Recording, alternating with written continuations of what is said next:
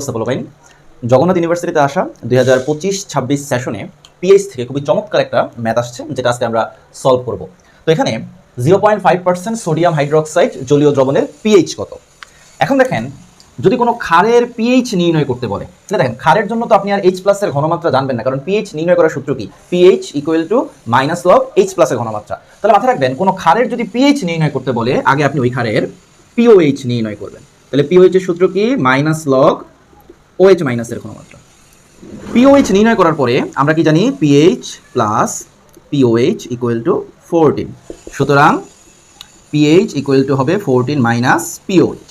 ওকে, এখন ক্ষারের পিওএইচ করতে হলে আগে আমাকে দেখতে হবে ওই ক্ষার আপনার যখন বিয়োজিত হয় সে কি পরিমাণ OH মাইনাস উৎপন্ন করে। এখন দেখেন, এই সোডিয়াম হাইড্রোক্সাইড যখন বিয়োজিত হবে তখন সে একটা সোডিয়াম প্লাস এবং একটা OH মাইনাস উৎপন্ন করবে।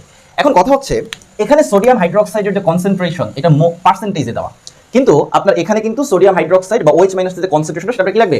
মোলারিটিতে লাগবে। তাহলে এই যে 0.5% এই যে ঘনমাত্রাটা, এটাকে আপনাকে কি করতে হবে? মোলারিটিতে কনভার্ট করতে হবে। এখন দেখেন আমরা কিভাবে এমসিকিউর জন্য শর্টকাটে এই পার্সেন্টেজ থেকে মোলারিটিতে কনভার্ট করব সেটা একটু দেখা দিই। আমাদের ফর্মুলা হচ্ছে এটা, পার্সেন্টেজ ইকুয়াল টু SM/10। এটা একটু এমসিকিউর জন্য মুখস্থ রাখেন যে পার্সেন্টেজ ইকুয়াল টু SM/10, কয়েকবার পড়লে ইনশাআল্লাহ মুখস্থ হয়ে যাবে।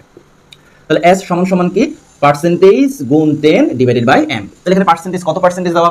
আপনার 0.5 into 10 divided by m। m হচ্ছে আণবিক ভর, সোডিয়াম হাইড্রোক্সাইড আণবিক কত? 40। তাহলে এটা যদি আপনি ক্যালকুলেশন করেন, তাহলে সাইন্টিফিক ক্যালকুলেটর ইউজ করে যদি ক্যালকুলেশন করেন, তাহলে এই মানটা আসবে হচ্ছে 0.125 মোলার।